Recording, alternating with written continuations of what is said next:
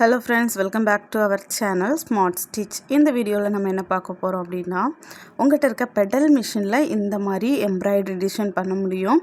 அதை பற்றி தான் ப்ரீவியஸாக வீடியோஸ் போட்டுட்ருக்குறோம். நல்ல ரீச்சு, எல்லாருமே அதை ஒர்க் பண்ணி எனக்கு ஃபீட்பேக் சென்ட் பண்ணிகிட்ருக்கீங்க. சூப்பர். அதில் டவுட்டு கூட கேட்டுட்ருக்கீங்க. அதை கிளியர் பண்ணுறதுக்காக தான் திரும்ப அந்த மாதிரி வீடியோஸ் கொடுக்குறோம். இன்றைக்கி சூப்பரான ஃப்ளார் டிசைன் நம்ம பண்ண போகிறோம்.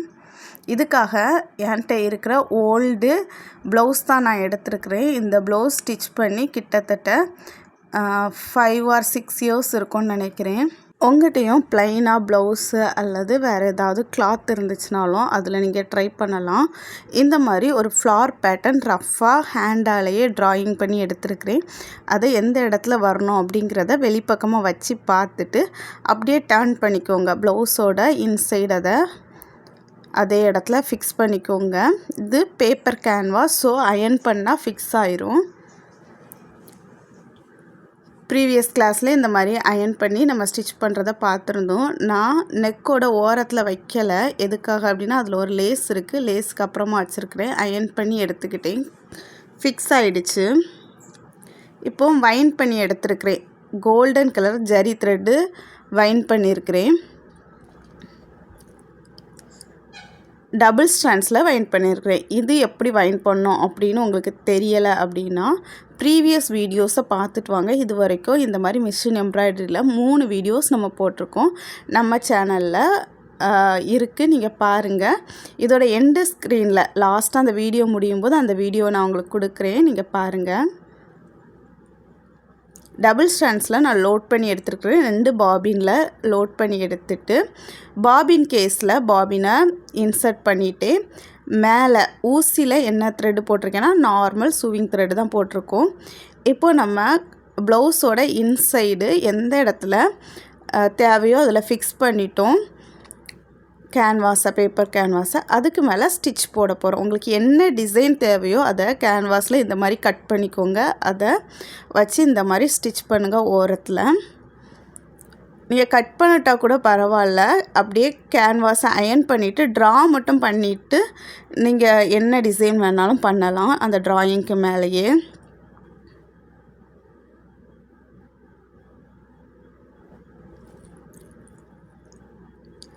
இந்த மாதிரி அவுட்லைனில் நான் ஸ்டிச் பண்ணுறேன். 2 பெட்டல்ஸ் முடிச்சுட்டேன். 3வது பெட்டல்ஸில் ஸ்டிச் பண்ணிகிட்ருக்கிறேன். 5 பெட்டல்ஸுமே ஸ்டிச் பண்ணிட்டு மறுபடியும் 2வது முறை இதே மாதிரி ஸ்டிச் பண்ணிட்டு 3வது ஒரு முறை ஸ்டிச் பண்ணால் கரெக்டாக நம்மளோட டிசைன் நம்மளுக்கு வந்துடும். அதுக்கப்புறம் கொஞ்சம் கேப் இருந்த மாதிரி, சென்டரில் மட்டும் கேப் இருந்த மாதிரி இருக்குது. அதுக்கு ஒரு ஃபில்லிங்காக ஒரு ஸ்டிச் போடுறேன். ஒரு 3 லைன் ஸ்டிச் போட்டிருக்கிறேன். இதை நீங்கள் ஒவ்வொரு பெட்டல்ஸாக கூட கம்ப்ளீட் பண்ணலாம். ஒவ்வொரு பெட்டல்ஸையும் இந்த மாதிரி 3 டைம்ஸு ஸ்டிச் பண்ணிட்டீங்கன்னா ஒரு பெட்டலை 3 முறை நம்ம பென்சிலால் வரைஞ்சோன்னா எந்த மாதிரி திக்னஸ் கிடைக்குமோ அதே மாதிரி 3 முறை நீங்கள் அதுக்கு மேலேயே ஒரே பெட்டலில் ஸ்டிச் பண்ணும்போது ஜரி த்ரெட்டோட திக்னஸ் ரொம்ப கரெக்டாக இருக்கும். இந்த மாதிரி ஸ்டிச் பண்ணும்போது கண்டிப்பாக நீங்கள் ரஃப் கிளாத்தில் ஸ்டிச் பண்ணி பார்த்துக்கோங்க, கரெக்டாக வருதா அப்படின்னு செக் பண்ணி பார்த்துட்டு இந்த மாதிரி ஸ்டிச் பண்ணுங்கள். இப்போ நான் செக் பண்ணேன், அதை வீடியோவில் கவர் பண்ணலை. அதே மாதிரி அப்பப்போ பேக் சைட் டர்ன் பண்ணி பார்த்துக்கோங்க ஸ்டிச் ஒழுங்காக விழுதா அப்படிங்கிறத. இப்போ ஃபஸ்ட்டு பெட்டலை முடிச்சிடலாம் அப்படின்னு சொல்லிவிட்டு 3வது டைம் ஸ்டிச் பண்ணுறேன். ஃபஸ்ட்டு பெட்டலுக்கு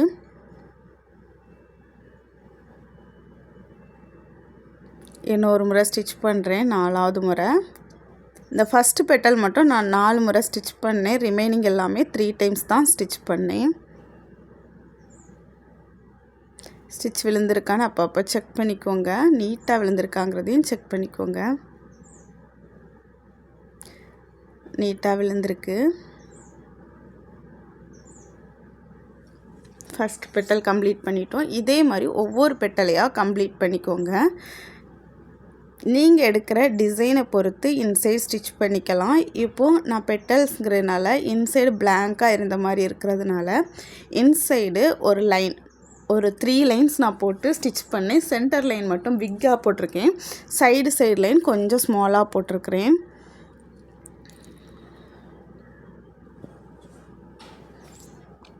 இந்த மாதிரி ஸ்டிச் பண்ணும்போது கொஞ்சம் கேர்ஃபுல்லாக ஸ்டிச் பண்ணுங்கள். ஒரு தையல் போட்டிருக்கீங்கன்னா அது பக்கத்துலேயே அது ஒட்டியே அடுத்த தையலை போடுங்க. ரொம்ப கேப் விட்டு நீங்கள் போட்டிங்க அப்படின்னா டிசைன் நல்லா இருக்காது. ஸ்ட்ரைட் லைனில் ஃபஸ்ட்டு நல்லா ப்ராக்டிஸ் பண்ணிக்கோங்க. இது வரைக்கும் நம்ம ஸ்ட்ரைட் லைனில் தான் 2 டிசைன் பண்ணணும். அதில் நல்லா ப்ராக்டிஸ் பண்ணதுக்கப்புறம் இந்த மாதிரி வளைவுகளில் ட்ரை பண்ணுங்கள். அதுவும் ரொம்ப வளைவுகள் ஃபஸ்ட்டே ட்ரை பண்ண வேண்டாம். உங்களுக்கு இருக்கிற கான்ஃபிடென்ட் அப்படியே போயிடும். ஸோ கொஞ்சம் நான் இப்போ எடுத்துருக்கிறேன் இல்லையா, இதில் பெரிய வளைவு கிடையாது, ஸ்லைட்டாக அப்படி வளைஞ்சி போகுது. மறுபடியும் அப்படி திரும்ப வரும்போதும் அப்படி ஸ்லைட்டாக தான் வளையுது. இந்த மாதிரி டிசைன் எடுத்துக்கிட்டிங்கன்னா உங்களுக்கு ஈஸியாக இருக்கும். இப்போ சென்டரில் பெட்டலோட சென்டரில் இந்த மாதிரி லைன் ஸ்டிச் கொடுக்குறேன். அதுவும் நீங்கள் ட்ரா பண்ணிவிட்டு ஸ்டிச் பண்ணிங்கன்னா பர்ஃபெக்டாக இருக்கும். நான் ரஃப்பாகவே நான் ஸ்டிச் பண்ணுறேன். ஃபைனலாக பார்த்தீங்கன்னா தெரியும் இன்சைடு எப்படி ஃபில்லிங் ஆகிருக்குங்கிறத. இன்சைடு இந்த மாதிரி தான் இருக்கும். கிளாத்தோட ரைட் சைடு நீங்கள் பார்த்தீங்கன்னா நீட்டாக ஃபில்லிங் ஆகிருக்கும். எக்ஸஸாக இருக்கிற த்ரெட்டை கட் பண்ணிக்கோங்க. ஸ்டார்டிங்லேயும் எண்டிங்லேயும் எக்ஸஸாக த்ரெட் இருக்கும். நான் எடுத்துருக்கிற கலரில் இந்த கோல்டன் கலர் ரொம்ப பிரைட்டாக தெரியல. மெரூன் கலர், ரெட் கலர் அப்படிப்பட்ட கலரில் கோல்டன் நல்லா பிரைட்டாக தெரியும். இந்த க்ரீன் கலரில் அந்த மாதிரி தெரியலை. நீங்கள் நல்லா பிரைட்டாக இருக்கிற கலரை சூஸ் பண்ணிக்கோங்க. இந்த ப்ளவுஸுக்கு இந்த கலரை மிக்ஸ் பண்ணால் தான் எனக்கு கரெக்டாகவும் வரும். இதோட saree இந்த மாதிரி தான் இருக்கும். ஃபுல் க்ரீன் தான். சைடில் மட்டும் லைட்டாக ஒரு குட்டி பார்டர் இருக்கும். கோல்டன் ஸ்டோன்ஸ் அங்கங்கே கொடுத்துருப்பாங்க. ஸோ இந்த டிசைன் தான் இதுக்கு மேட்ச் ஆகும். ஸோ நான் அந்த டிசைனை போட்டு எடுத்துகிட்டேன். ஃபைனலாக அந்த மாதிரி தான் இருக்குது. சென்டரில் உங்களுக்கு பீடு அல்லது பட்டன்ஸ் ஏதாவது ஃபிக்ஸ் பண்ணிக்கோங்க. இதை இன்னும் என்ஹான்ஸ் பண்ணோன்னா இன்னும் ஸ்டிச்சஸ் நீங்கள் போட்டுக்கலாம். எனக்கு இதோடி போதும் அப்படின்னு தோணலை. எனக்கு கொஞ்சம் போட்டால் நல்லாயிருக்கும் அப்படின்னு ஃபீல் பண்ணேன். ஸோ நான் ட்ராயிங் எதுவுமே ட்ரா பண்ணாமல் அப்படியே ரஃப்பாக கேன்வாஸ் இல்லாமல் நான் ஸ்டிச் பண்ணிட்டேன். இந்த மாதிரி லைனிங் இருக்கிற ப்ளவுஸில் கேன்வாஸ் அயன் பண்ணாமலே நீங்கள் நார்மலாக ப்ளவுஸோட இன்சைடு ட்ராயிங் பண்ணி ஸ்டிச் பண்ண முடியும். உங்கள்கிட்ட கேன்வாஸ் இல்லை அப்படின்னா ப்ளவுஸோட இன்சைடு இந்த மாதிரி ஸ்டிச்சஸ் லைன் ட்ரா பண்ணிக்கோங்க. உங்களுக்கு என்ன டிசைன் வேணுமோ ட்ரா பண்ணிவிட்டு கூட ஸ்டிச் பண்ணுங்கள். ரொம்ப டிரான்ஸ்பரண்ட்டாக இருக்கிற கிளாத்து அல்லது லைனிங் இல்லாத கிளாத்தில் நீங்கள் கேன்வாஸ் வச்சு மட்டும்தான் இந்த மாதிரி பண்ண முடியும்.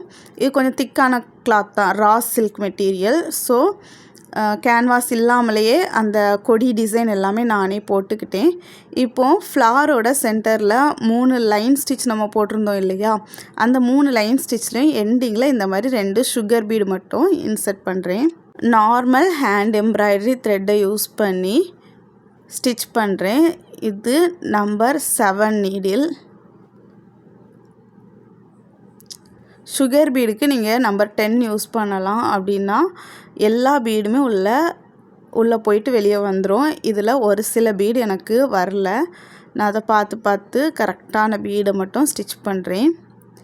சுகர் பீடு வச்சதுக்கப்புறம் ஸ்டிச் பண்ணதுக்கப்புறம் பாருங்கள் லுக்கு இன்னுமே ஹைலைட்டாக தெரியுது.